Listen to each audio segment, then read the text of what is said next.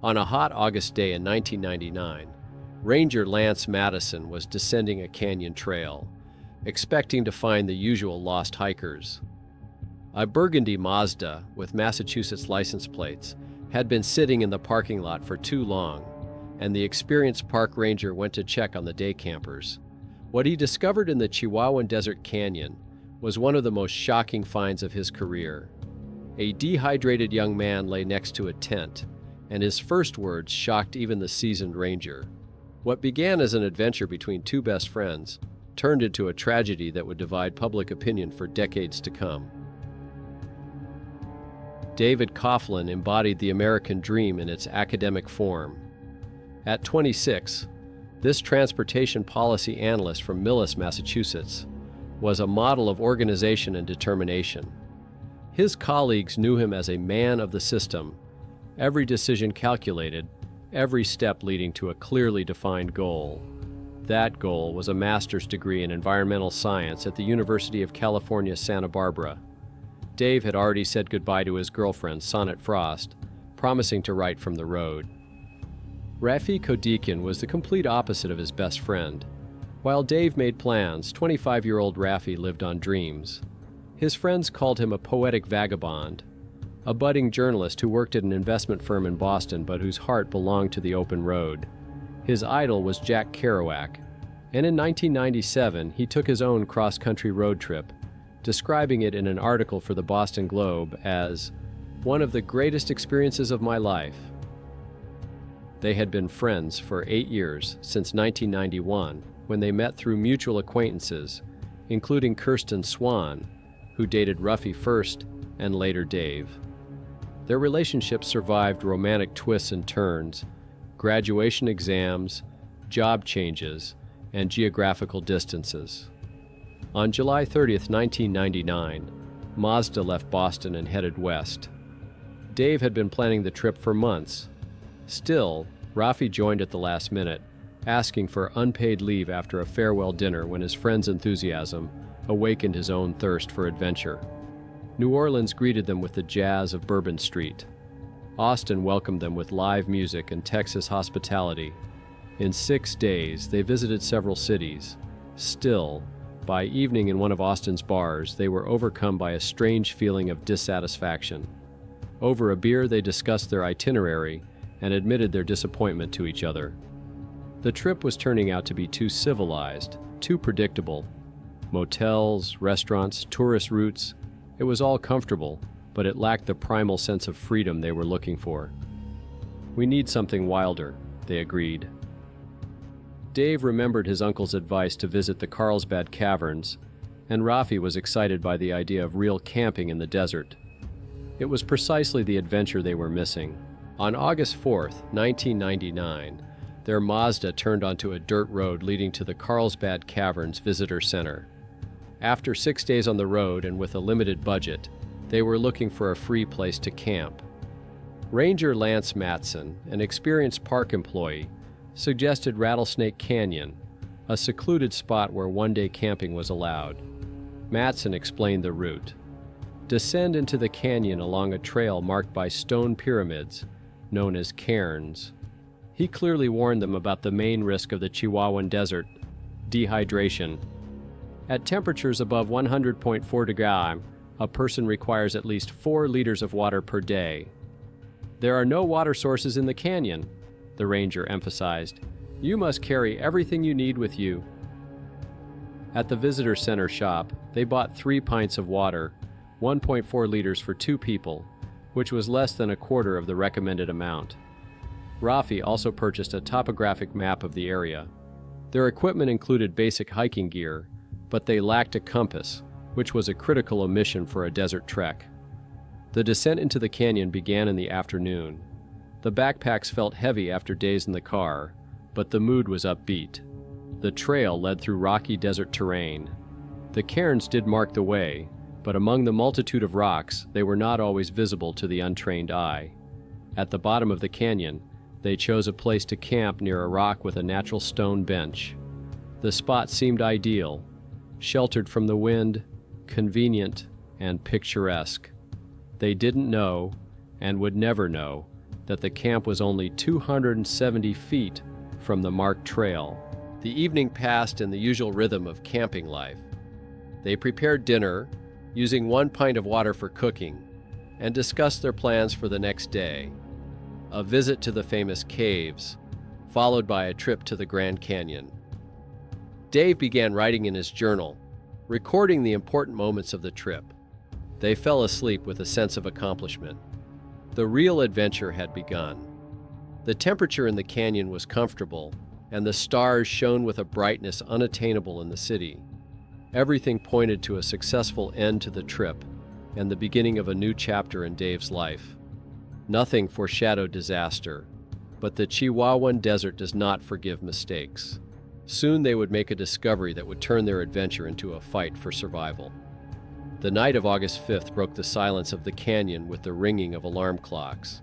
In the desert, climbs begin in the dark. You have to get up before dawn to avoid the midday heat.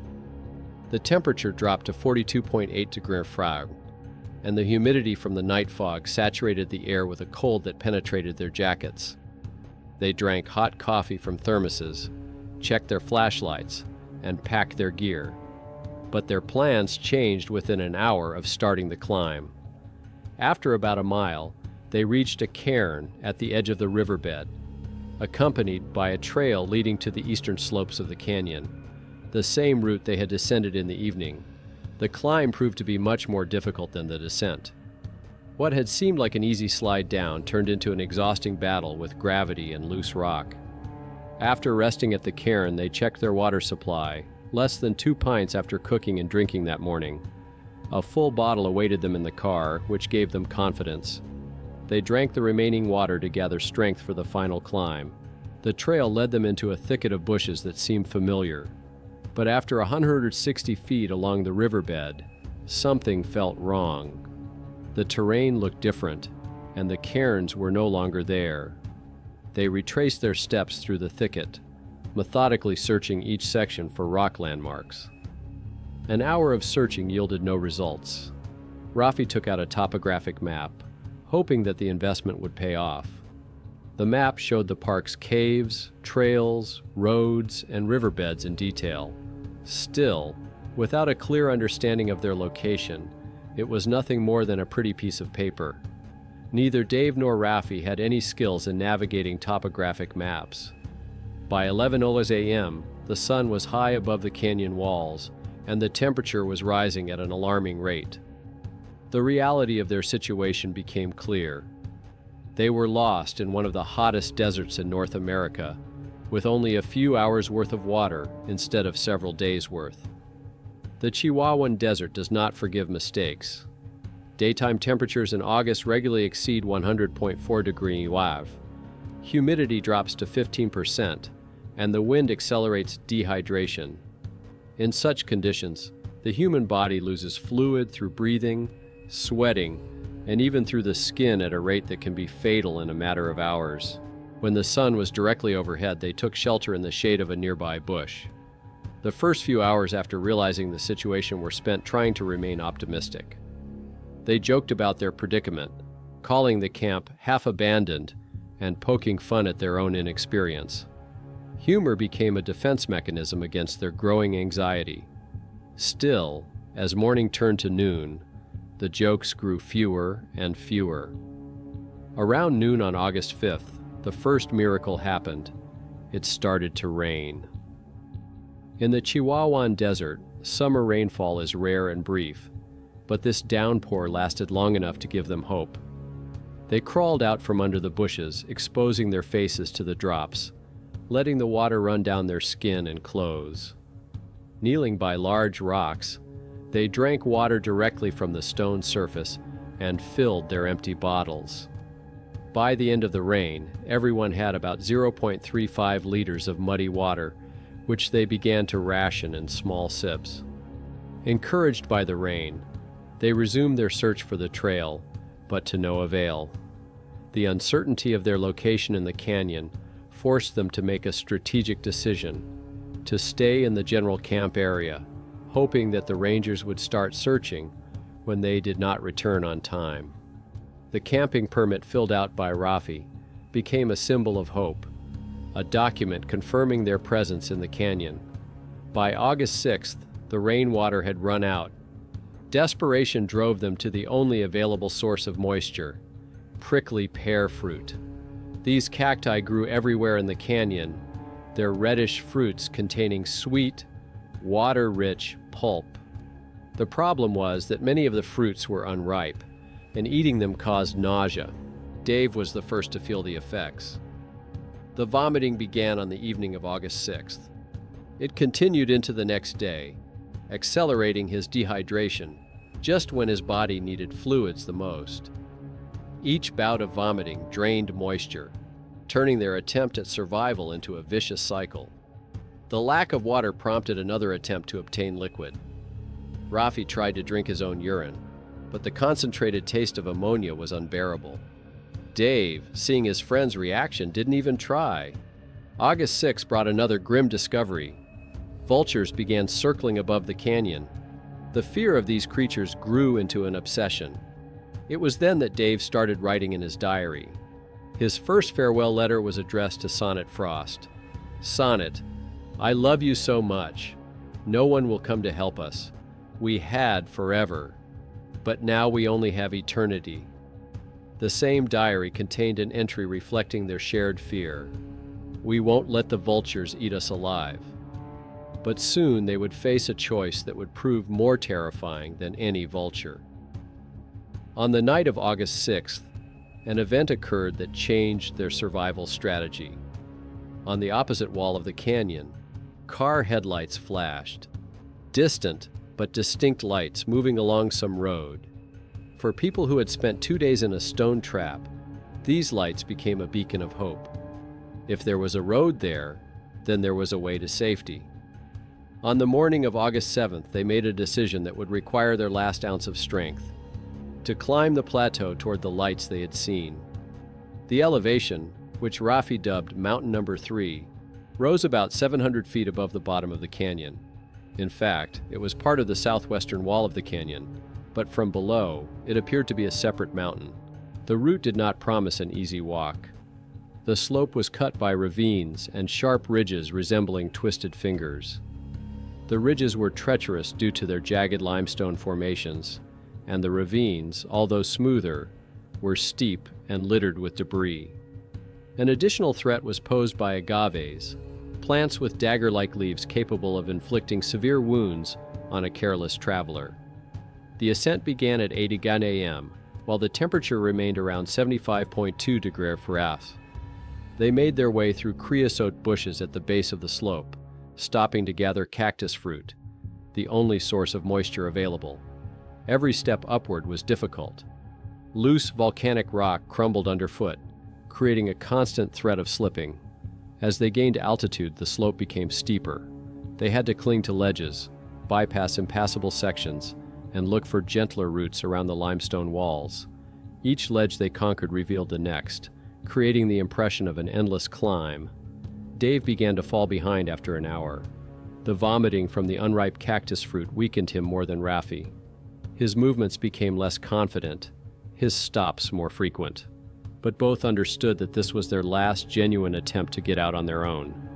By noon, they reached the top of the plateau, but instead of the expected road, they were met by endless desert plains. There were no signs of civilization, no roads, only sun-scorched earth stretching to the horizon. The lights they had seen at night turned out to be a mirage of hope that had led them even further from salvation. Now they were on an open plateau with no protection from the sun. The temperature reached 100.4 degrees, and every minute in the open air was a test of endurance. The only shelter was provided by sparse, low bushes, which could barely fit one person. Ants became an unexpected torment. Red desert ants attacked anyone lying on the ground. Their bites were painful and left burning marks on the skin. Attempts to find a place without ants were unsuccessful. These insects inhabited the entire plateau. Vultures appeared in the sky around noon. For the dehydrated and exhausted men, these birds became a symbol of impending death. Rafi had more strength left than Dave. The vomiting had seriously weakened his friend, and by evening it was clear that Dave would not be able to continue. When Rafi suggested continuing across the plains in search of a road, Dave replied that he couldn't move. "If you think you can make it, go. Get help," he said, but Rafi couldn't leave his friend behind. By evening, when the temperature began to drop, they decided to return. The climb up to the plateau had cost them strength and energy, but brought nothing but disappointment. They were further from the car, more exhausted, and had a lower chance of survival. The descent turned into a nightmare. Dave could barely stand, his legs shaking from exhaustion and dehydration. Rafi supported his friend, helping him find his footing on the slippery rocks. What had seemed like a challenging climb in the morning was now a deadly descent in the twilight. Returning to camp around 8 p.m. was an admission of defeat. 10 hours of grueling ascent and descent had brought nothing but additional exhaustion. Dave collapsed by the tent, barely able to move. Rafi, though in better shape, realized that their chances of escaping on their own were now virtually nil. But they weren't going to give up. If they couldn't get out on their own, they had to attract the attention of rescuers. Rafi began gathering stones to make an SOS signal. Dave tried to help, but his movements became unsteady. He staggered like a drunk, dropping the stones he tried to pick up and struggling to keep his balance. Seeing his friend's condition, Rafi took on the main work himself. Their next attempt to attract attention was a signal fire. They had some fuel left for the portable stove and plenty of combustible materials. Rafi gathered everything that could burn: leftover food, packaging, paper. The fire blazed brightly, but the smoke rose only a few feet before dissipating among the canyon walls. In desperation, Rafi made a painful decision. He burned his sleeping bag, his only protection from the cold desert night. The synthetic material produced thick clouds of smoke that rose higher than previous attempts, but still couldn't break through the canyon barrier. The night of August 7th was a turning point in their psychological state. Entries appeared in the diary about a death pact, an agreement to die together to avoid the agonizing agony.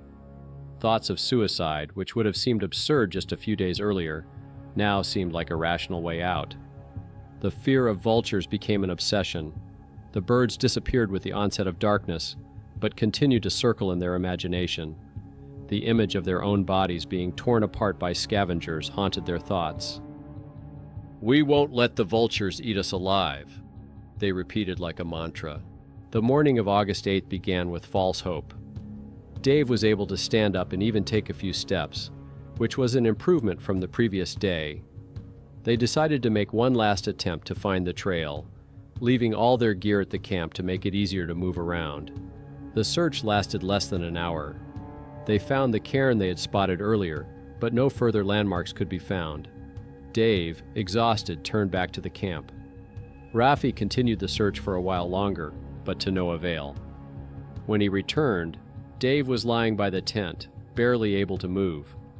The final attempt to create a signal turned into a painful spectacle. Dave tried to lay out stones to complete the SOS, but his movements became uncontrollable.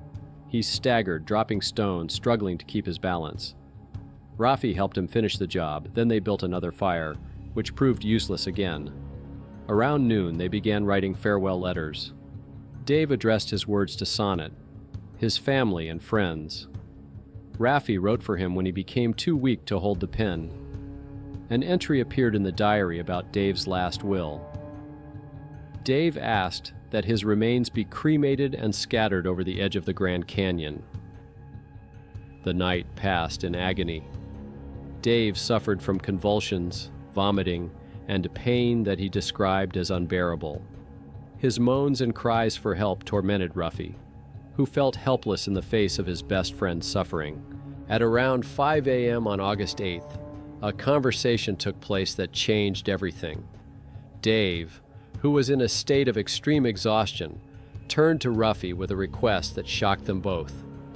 He raised his trembling hand and pointed to his chest. His words were broken, but the meaning was clear. He was asking Rafi to end his suffering. Rafi hesitated.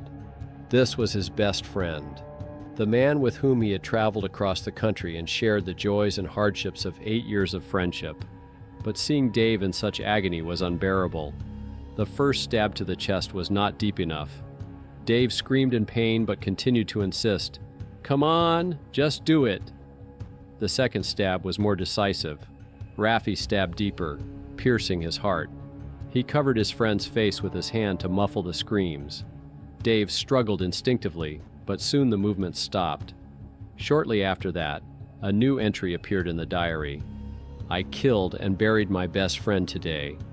Dave begged me to stab him in the chest with a knife. I stabbed him once, but he didn't die.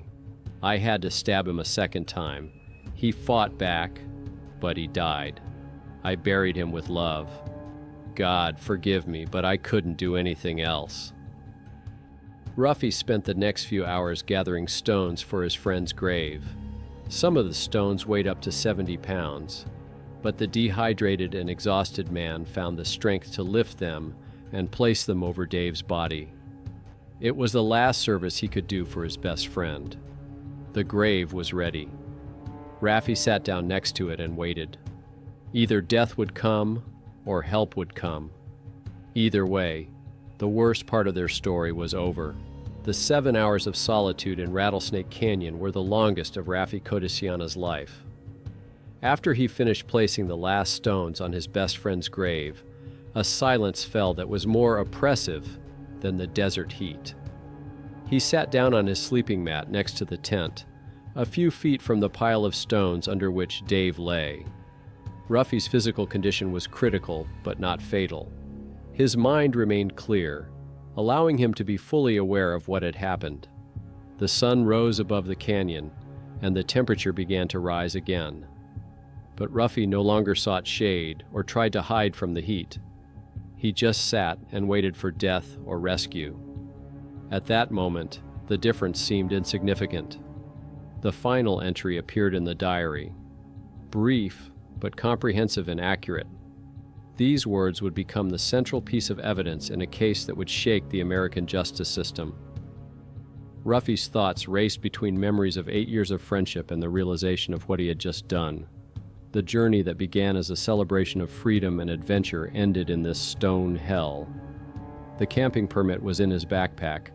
This simple document was their only link to the outside world, their only hope that someone would notice their absence and start looking for them. On August 8th, the silence of the canyon was broken by sounds that Raffi had given up hope of ever hearing again. Human footsteps. Ranger Lance Madison was making his way down the trail, guided by the information on the camping permit.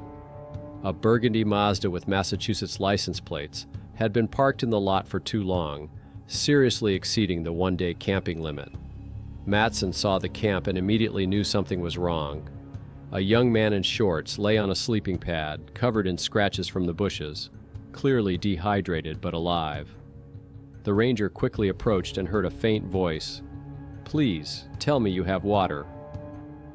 Madison immediately handed him a bottle of water and then asked the logical question, "Where is your friend?" Raffi raised a trembling hand and pointed to a pile of rocks a few feet from the tent. "Over there. I killed him." These words shocked the experienced ranger. During his years working in national parks, he had witnessed a great deal, including lost hikers, accidents, and even deaths from dehydration. But a direct confession of murder from the man he had just saved was unprecedented. The scene told its own story of desperation.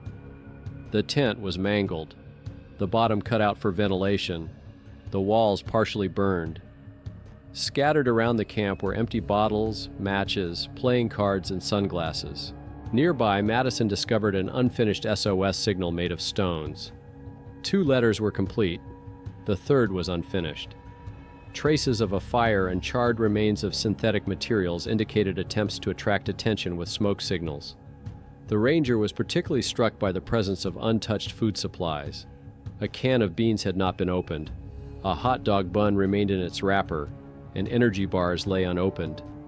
There were distinct stains of dried blood on Kodakian's sleeping mat and t-shirt. The arrival of the Eddy County police and investigators turned Rattlesnake Canyon into a busy crime scene. Sheriff Michael A. Click and Chief Detective Gary McCandless immediately noticed a key contradiction. How could a man in a state of severe dehydration carry and stack heavy rocks? An autopsy of Dave Coughlin's body revealed severe but not fatal dehydration. Death was caused by 2 stab wounds to the chest that struck the heart and lungs. No other injuries or illnesses that could explain the unbearable pain Kodishian had described were found. Medical experts noted that Coughlin's vomiting was caused by eating unripe prickly pear fruit, not severe dehydration. While this condition was unpleasant and debilitating, it did not pose an immediate threat to life. Sheriff Click's skepticism was based on simple logic. A dehydrated man unable to walk cannot lift heavy rocks. The proximity of the camp to the trail also raised questions about why they failed to find their way out on their own. To investigate possible alternative motives, Click sent Captain Eddie Carrasco to Boston.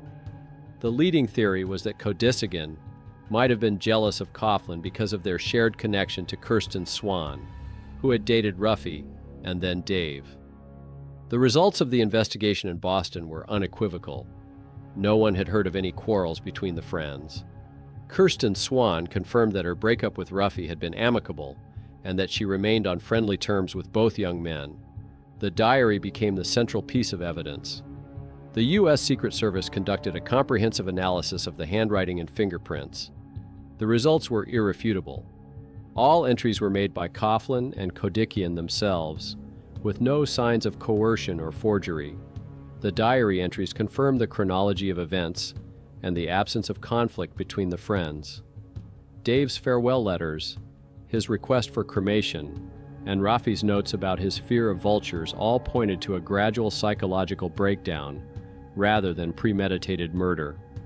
By May 2000, the case went to trial, but it was not a traditional jury trial. Rafi Kodishian, following the advice of his lawyer, Gary Mitchell, decided to plead guilty to second-degree murder as a part of a plea bargain with the prosecution. The evidence of guilt was irrefutable. His own confession, diary, and physical evidence. However, the lack of a motive for premeditated murder and the support of the victim's family created an opportunity for a lenient sentence. The Coughlin family took a position that surprised many observers. In an official statement, Dave's parents wrote, "While questions remain, we do not believe that Rafi had malicious intent.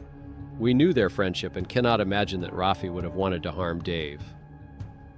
Mitchell's lawyer built his defense on the concept of mercy killing, arguing that Kodishian acted out of compassion, fulfilling the request of his best friend. Prosecutor John McAllister insisted on punishment. Murder is murder, regardless of the motive. On May 11, 2000, District Judge James Schuler handed down a sentence of 15 years in prison, with 13 years suspended. In effect, Kodishian would serve a 2-year sentence. In his reasoning for the sentence, the judge noted, "This is a tragedy, not a crime of malice. However, society must understand that even merciful motives do not justify the taking of a life." The reaction to the sentence divided public opinion. In Boston, many considered the punishment fair given the circumstances. In New Mexico, some felt the sentence was too lenient. Rafi Kodishian spent 16 months in a New Mexico prison before being released early for good behavior in November 2001. He returned to his parents' home in Doylestown, Pennsylvania, and has since led an extremely private life, avoiding all contact with the press. The tragedy in Rattlesnake Canyon received unexpected confirmation in 2000 when Emily Schulman of Boston got lost in the same place under similar circumstances. The tourist was found alive after a 2-day search, but her case highlighted the dangers of navigating the canyon. Dave Coughlin's family turned their personal tragedy into a public mission. They created a special fund to equip Carlsbad Caverns National Park with GPS devices that tourists can rent at the visitor center. The park administration conducted a complete review of the safety system. The cairns in Rattlesnake Canyon were made more visible, especially for inexperienced tourists. Rangers received additional instructions on how to inform visitors about the risks of the desert. The visitor center was equipped with updated brochures warning of the difficulties of orientation. In August 2001, 2 years after the tragedy, the Coughlin family fulfilled Dave's last wish. His ashes were scattered over the edge of the Grand Canyon, the very landmark he had planned to visit after the Carlsbad Caverns. The ceremony was attended by close friends and relatives, including Sonnet Frost. The story of David and Ruffy has come to an end, but the main question remains unanswered. What happened at dawn on August 8, 1999, in Rattlesnake Canyon? An act of supreme mercy or a crime committed in desperation? Medical evidence suggests one thing, diary entries suggest another, and we are left caught between compassion and justice. Do we have the right to judge Raffi for what he did? Can love for a friend justify such an act? Or are there lines that cannot be crossed under any circumstances? If you like this story, don't forget to enjoy it. It really helps our channel grow and motivates us to find the most interesting and unusual stories of survival in the wild for you. Subscribe to the channel for more stories that will change your perception of what humans are capable of. Thank you for watching. Take care, and we'll see you in the next episode.